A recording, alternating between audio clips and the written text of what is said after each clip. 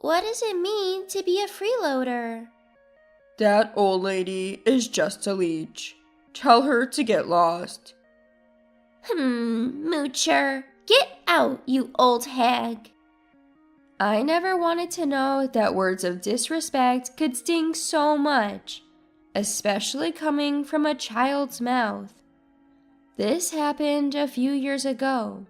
My husband passed away in his early 30s. Until the very end, he held my hand and said, "Arya, I'm sorry. Be happy." It's not like I was able to be as happy as my husband had hoped. But happiness didn't come easily, mainly because living with my mother was a challenge. Around the time my husband died, my father also passed away suddenly. My mother, who lives in a remote area where a car is essential, doesn't have a driver's license. Concerned, I chose to move in with her, even though it meant a longer commute to work.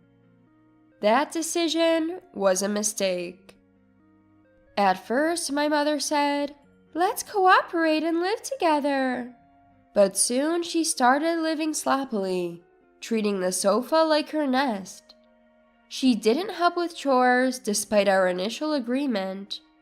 I tried talking to her about it, but she'd say, "You're the worst daughter, making an old woman work.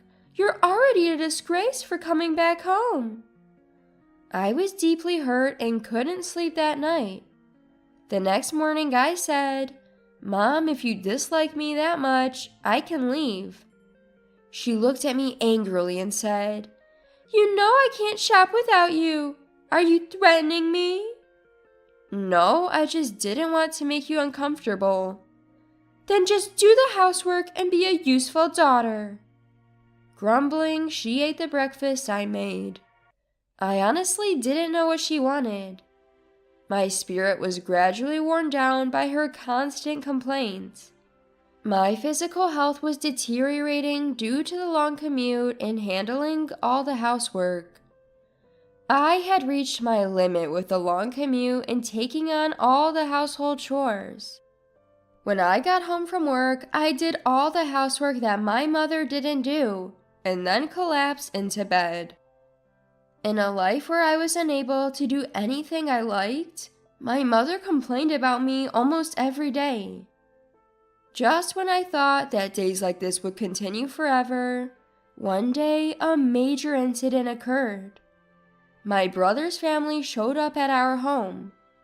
"What brings you here all of a sudden?" My brother Louis, his wife, and their son never visited because they found the countryside boring. As I was puzzled, my sister-in-law Elvina tilted her head. "Didn't Mom tell you?" Before I could respond, my mother rushed in and warmly greeted them. My mother congratulates my brother's family on how well they came. "What's going on?" I asked. "We're going to live with Louis and his family now. So, Arya, you're not needed anymore. Start packing," she said, ignoring my shock. She then welcomes my brother's family into the house. As the family settles into the living room after bringing in heavy bags, my mom orders me to make coffee. I start making coffee in a daze, almost breaking into tears. My mom had always treated my brother and me differently since we were kids. For my brother's birthdays, she buys him all the gifts he asks for, but on mine she just hands me something random without considering my wishes. When it was time for college, my brother got financial support, but I didn't because my mom believes women don't need to study. So I worked hard, earned a scholarship, and graduated from a 4-year college. Balancing part-time work and studies back then was really tough. When my husband passed away and my mom offered to live with me, I thought maybe she finally saw me. Turns out I was wrong. I make enough coffee for everyone and decide to retreat to my room. Since my mom doesn't want me around, I need to start looking for a new place to live ASAP. As I'm about to leave the living room, I suddenly stumble forward, feeling a jolt in my back. I was lost in sadness, but when I turned around, it's Delano, my brother's son who had kicked me. "Stop it, that hurts. You can't kick people," I warn him. Hearing my voice, Alvina, his mom, surprisingly tells me, "Arya, please stop it." Delano, grinning, says, "I took down the old lady." Alvina smiles and says, "Yes, you did." Confused, I show them my bruised knee. Isn't it basic to teach kids not to kick people? I'm actually hurt. Why shouldn't I correct Delano? "We practice no scold parenting. We let our child grow freely, doing what he wants. So please don't scold Delano," Alvina says, visibly annoyed. She takes Delano and leaves, saying, "No point talking to someone like this. Let's go play in the living room." I was furious, but it was clear that my mom, brother, and Alvina would side against me. Picking a fight I can't win won't help, so I head to the kitchen to calm down. When I'm about to break, I turn to sweets for comfort. I thought I had some cream puffs in the kitchen, but as I get there, my brother is already opening the fridge, exclaiming, "Oh, cream puffs! Delano, you want a cream puff?" He calls out to the living room, and Delano comes running to take one. I snap at my brother. "Hey, that cream puff was mine. Why are you giving away stuff from someone else's house to your kid?" "Oh, that was yours? Well, the cream puff is happier being eaten by a cute kid. Getting mad at a child, you're losing it." "I'm not mad at Delano. I'm mad at you for giving away my cream puff." My mom and Alvina must have heard me raising my voice at my brother. They both come into the kitchen. "Arya, enough is enough. Stop picking fights with your brother. Don't you have better things to do? When are you planning to leave?" My mom says. "Leave? You just told me to leave today. I have nowhere to go," I reply. "Oh, poor thing. How about we let Arya stay until she finds a new place, mother-in-law?" Alvina suggests, feigning pity.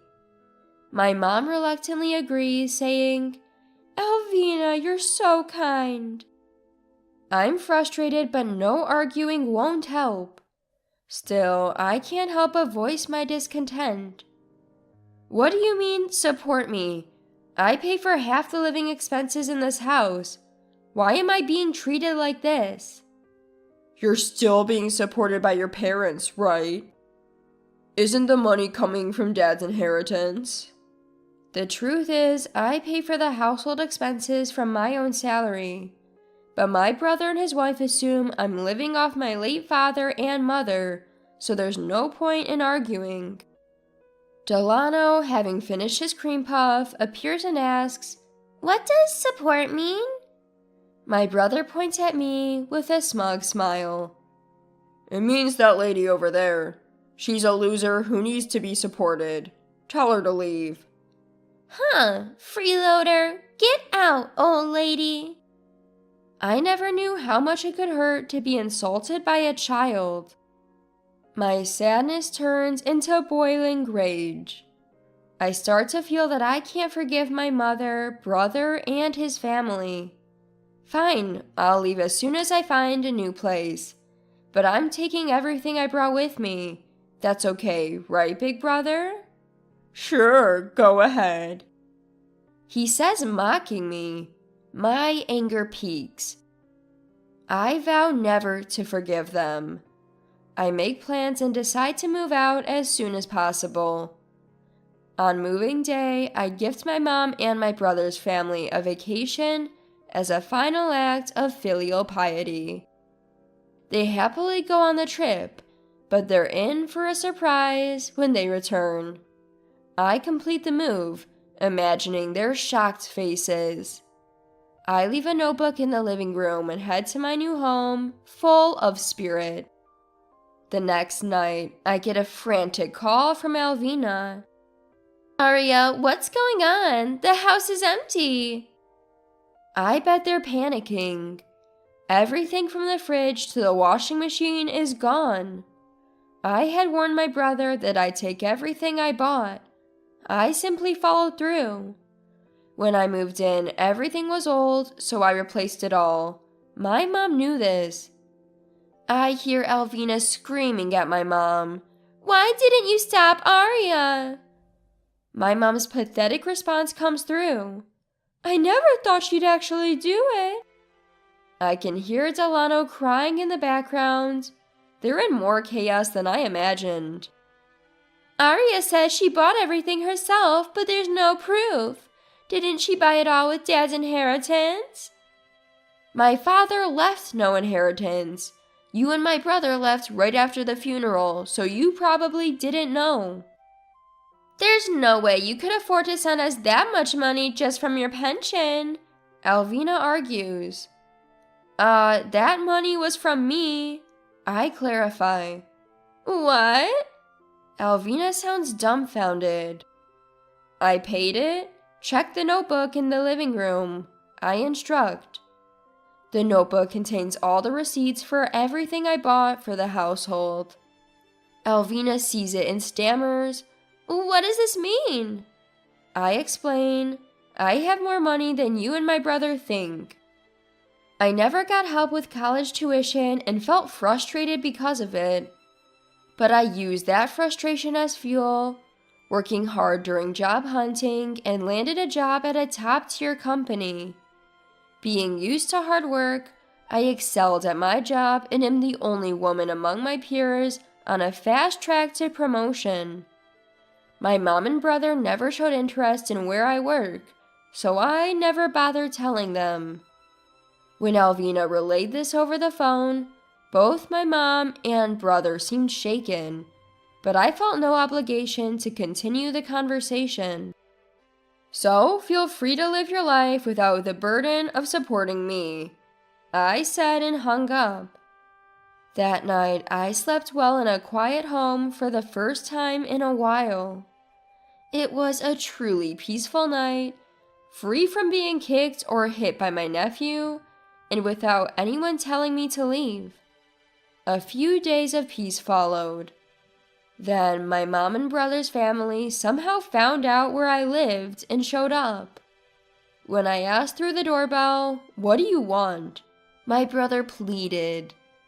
"Please give back the appliances or lend us money to buy new ones. We're at our limit." I had assumed my brother could manage, but it turns out he quit his job when they moved here. When I return home, my rent is 0. They thought they could live off my mom's pension and my dad's inheritance. When I laughed at their foolishness, my brother got angry and started yelling, but I ignored him and called the police. "Sorry, there's a commotion at my apartment entrance and it's frightening. Could you come?" The police arrived within minutes. As I live near a police box, security is outstanding. I had anticipated my family would follow me, so I deliberately told friends where I was moving. I chose an apartment close to a police station. I had decided that if my mom and my brother's family showed up, I'd immediately involve the police. Sure enough, they got a stern warning from the police and left in a hurry. After the police got involved, I knew my mom and brother's family would never bother me again. I blocked their phone numbers and mail accounts, successfully cutting ties with them. I later heard about my mom and brother's family from local friends. My brother, it seems, is working part-time at a grocery store 90 minutes away by car from our hometown. He's so incompetent that he gets yelled at every day. But in that rural area, there's nowhere else to work. He's clinging to his job, constantly getting scolded by a younger manager. My nephew Delano started kindergarten, but is struggling to make friends. Thanks to Alvina's lax parenting, Delano has become so spoiled that he's hitting his friends, just like he used to do to me. Word got around among the moms, and now Alvina and Delano are isolated because nothing good comes from being involved with that kid. Delano is acting out his stress at home, causing daily chaos. Their already old house is getting destroyed in various places because of his tantrums. Furthermore, Delano seems to have developed a mistrust of people. He can't even step out of the house and has stopped going to kindergarten. Alvina keeps saying, "How did it come to this?" and spends her days crying. As for me, I'm still enjoying living alone. The desire for my mother's approval disappeared when I cut ties, and now I'm relishing the freedom I finally gained, living a comfortable life while working. Living alone can be lonely at times, but so far, I haven't met anyone I like more than my late husband. I hope that someday I'll meet someone I can love as much as him. And when that time comes, I'll start a new chapter in my life.